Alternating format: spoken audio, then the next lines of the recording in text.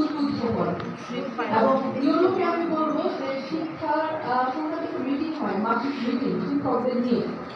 এই মিটিংয়ে যাতে ইউরোপে আপনারা দাওয়াত দেন, সংশ্লিষ্ট অফিসাররাও থাকতে পারেন, যাতে কিছু গুরুত্বপূর্ণ বিষয় যাতে আমরা বলতে পারি, মানবিক বিষয়গুলো, তারপরে ইদানিং দেখা যাচ্ছে আত্মহত্যার প্রবণতা বেড়ে যাচ্ছে, এই বিষয়গুলো একটু বলা দরকার।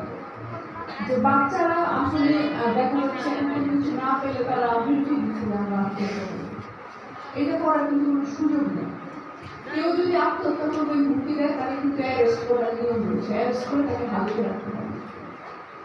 এবং আপনারা যদি কেউ শুনেন যে এরকম কেউ হুমকি দিচ্ছে তাহলে অবশ্যই অ্যাকশন আমাকে জানাবেন।